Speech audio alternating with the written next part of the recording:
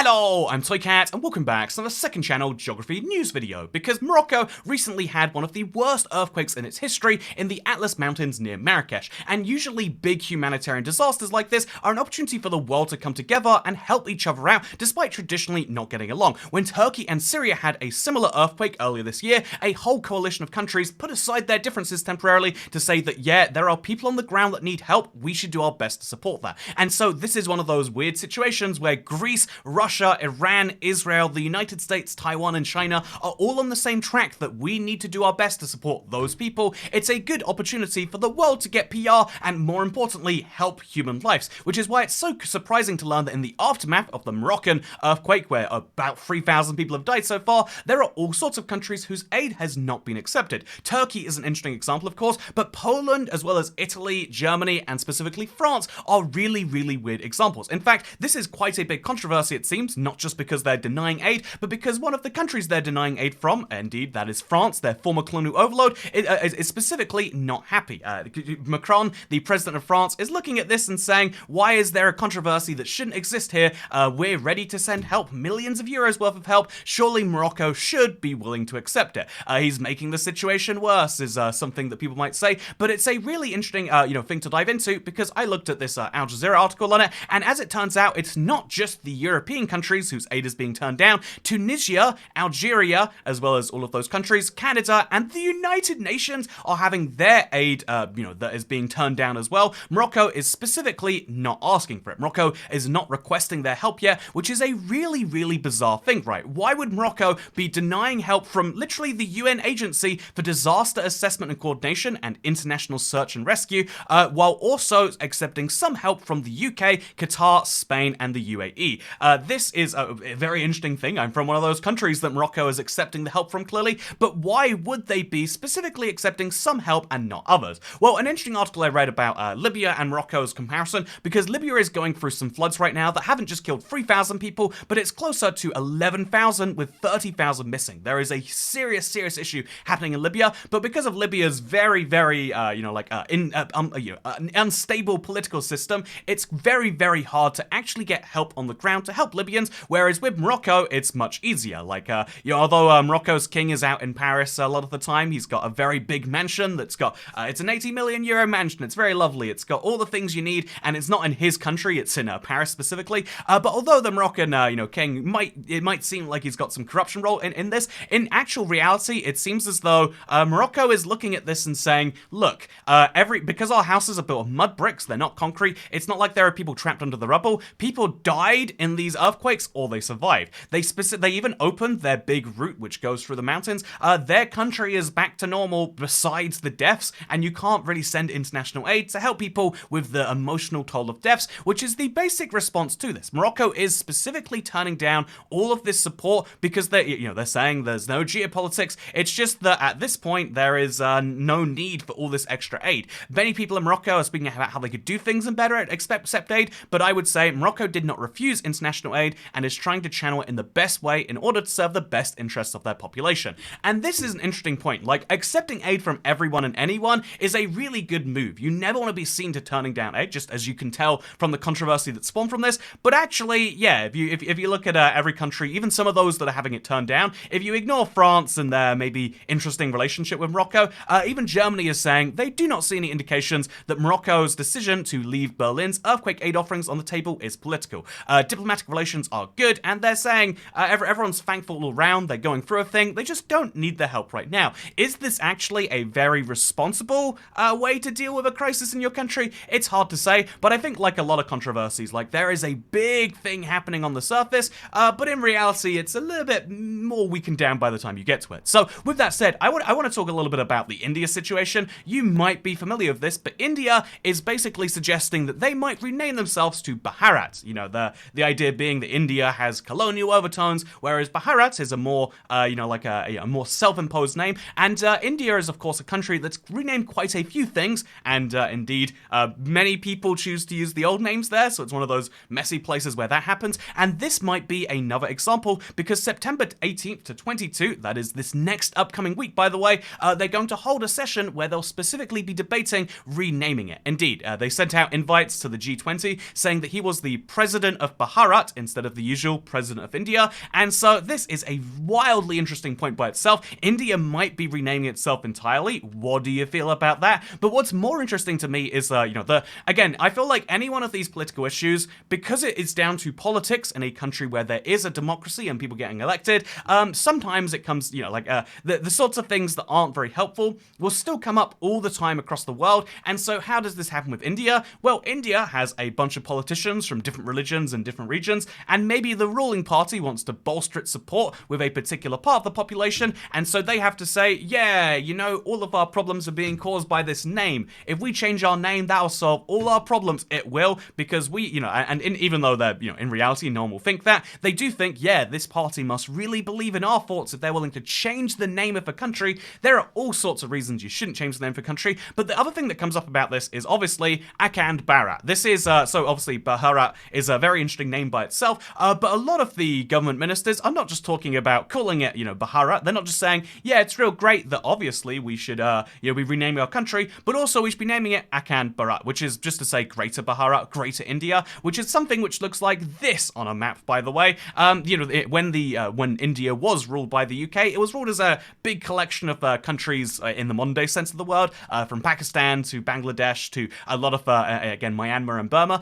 There is a whole, and indeed Sri Lanka, there is a whole group of people on the subcontinent who have not that dissimilarities in terms of how we group them together, I guess. And so many Indians are like, why do we only have this? It's ridiculous we only have this when we could have this as well, and this and this and this and that. Why are we currently, splitting it all up that way? This is ridiculous. And honestly, that's one of the interesting things about the India situation, is they're renaming themselves, supposedly they're going to be talking about it very intensely, but their actual goals, it's the same thing as their aspirations to take over their neighbors. They're not going to actually go and invade them all. They kind of just, it's a hope, right? You're like, yeah, one day our neighbors will see sense and they'll all join in. By the way, it's not just all of their neighbors, it's also that like a part of China that, like Tibet, etc. That, maybe Tibet, China will let them leave and join India at the same time that Myanmar and, obviously Sri Lanka and all these countries will just join us at the same time, and then we'll have Greater India. It's not a realistic proposal. It's the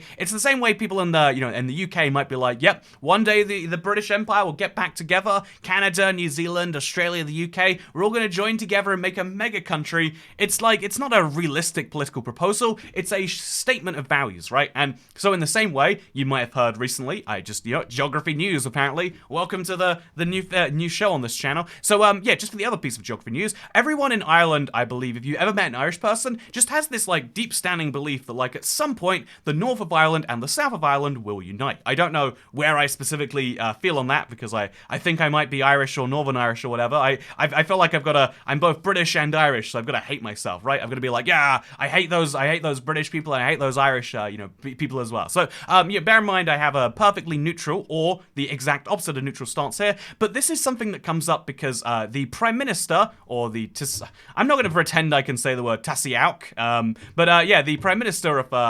Taosiak, but yeah, I'm technically Irish, so it's okay for me to mispronounce Irish words, but he says that Ireland is on the path to unification. This is a big comment to make, by the way. Again, he's the Prime Minister of Ireland, and if you actually listen to him make this interview, it's even wilder than that. So what he specifically says is this. Do I have audio recording on this channel? We'll find out, I guess. I believe we are on the path to unification. I believe that there will be a united Ireland in my lifetime. Which is wild for for a political figure to be like, yeah, I believe in my lifetime we will subsume some part of the territory which currently belongs to another country. It's less wild with Northern Ireland than it would be with, say, Bangladesh or Sri Lanka or something, because not only is it part of another country, but also it's a specific weird part of that country, and under the Good Friday Agreement, it's one of the very few places in the world that says, yeah, whatever our people want, we let them do it. They want to be a part of the UK, they can vote and do that. They want to be a part of Ireland, they can vote and have that happen. We're not going to get in the way. Like, there's a very deep entrenched process of that. So it's less controversial than in other cases, but it still set off a lot of controversies, meaning it had to be responded to by all sorts of people, including the UK, where the UK is just like, technically, Northern Ireland will remain part of the UK for as long as it wants to be, but we have, they specifically have to say, Northern Ireland's people in future generations have a bright and prosperous future within the UK. They have to say, both sides have to say, when when the North want whatever they want, they can have it. But also, under my opinion, things will be great the way they are right now, and or when they reunite. And even more interesting, by the way, you might find this interesting because in the Western world we don't get this very often. But this is something that he said just afterwards. He's referring to people singing ballads, being like, "Ooh, up the IRA" or whatever. And in that United Ireland, there is going to be a minority, roughly 1 million people who are British, and you judge the success and the quality of a country by the way it treats its minorities. Isn't that fascinating? I didn't really think about it because even, Northern Irish people are technically British right now. There would be a British minority in Ireland. But what I think is more interesting than just that point is what he says after that. And that's something we're going to have to think about because what is, a Republican ballad, a nice song to sing, easy words to learn for some people, can be deeply offensive to other people. Like, bear in mind in the southern states, for example, when people sing about the Confederacy and Robert E. Lee, they think it's an expression of their culture and so on, and that's what they say. But that is deeply offensive to the minority, the black community in America. And if we're going... First of all, I think the Prime Minister of Ireland just referred to British people as being the equivalent of black people in the southern states, which is true on a minority basis. So, actually sounds ridiculous, but has a bit of truth. But also, yeah, that is a really interesting and poignant thing to hear a leader say. These comments on the surface sound like he's saying, yeah, I'm going for my base. But the actual comments, this is the interesting thing about everything. You can say something that on the surface seems one way, while on the much deeper level goes very, very much the opposite way. India looks like it's making some anti-colonial statement, but actually it's making an extreme nationalist claim to some of their neighbors in some cases. And, in the same way, Morocco can turn down aid because it's just not useful. It's in both parties' best interests not to send the aid if it's not needed, but also it creates a whole controversy. Lots of things in the world of politics aren't as they seem because people are willing to get very angry and see things how they want to. And speaking of seeing things how they want to, I would like to point out, by the way, I had a flight to Marrakesh booked a month ago because it was just the cheapest one I could book, and then there happened to be an earthquake there and the flights weren't cancelled. They're just yeah, you can either not go or you can you're not getting any refund on this or whatever. And so I decided to go, and so I feel like it was a controversial decision for some people to be should you go somewhere that's just had a disaster? And something I found interesting is people who exist in a permanently online space would be yeah, that is the worst thing you can do. They need all their resources for their locals right now. But after going to Marrakesh, just because again the flight wouldn't cancel, I was at the worst case, this will be a learning experience. I can teach people how this works. But interestingly enough, I went there and every single person is disappointed at the lack of tourists.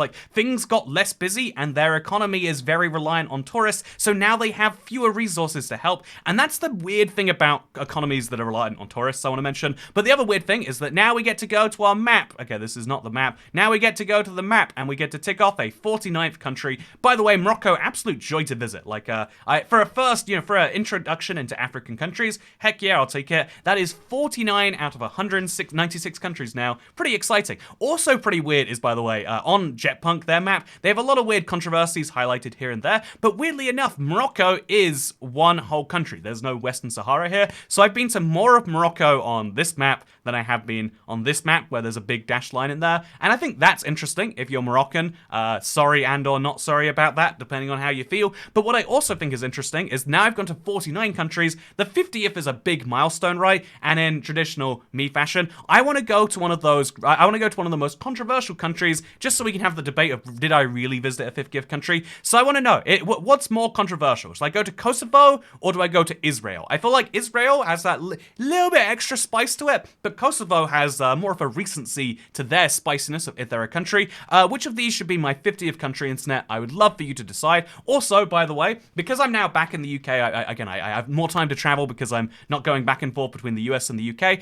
Interestingly enough, I've gone back into, I'm starting to decorate my place, and so I've had this map for a while I've wanted to use. I'm finally gonna use it. It's a premium scratch-off world map, and if you'd like to, check one out yourself, I'll leave a link down below. And specifically, I am using my Amazon affiliate link, so just keep that in mind. I like to be very transparent about this. In the same way, when you go on Patreon, I use the Monies by Kebabs. If you use the Amazon link down below, not only does it, give me a commission commission if you buy something from that link, but if you buy anything else on Amazon, for whatever reason, you get a small commission on that. So in the last year, $274 worth of stuff was bought using my link, which means I made $8 because I haven't really promoted the Amazon link. However, I would like if you, again, I know this is, so bear in mind, I have obviously the secret sneaky motive of, haha, I will make some money if you go to that link and click something. But if you live in a country that isn't the US or the UK, if you live in Canada, Sweden, or anywhere that has Amazon that isn't the UK or the US, could you click the link and just tell me if it redirects you correctly? Because this is something new that Amazon set up since I last used their affiliate program about 10 years ago,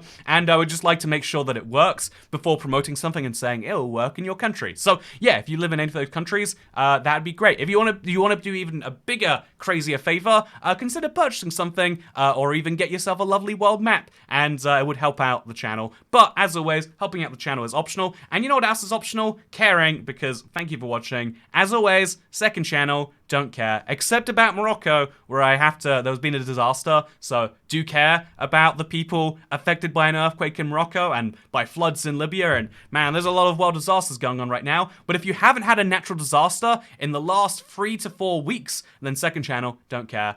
Goodbye, sluts.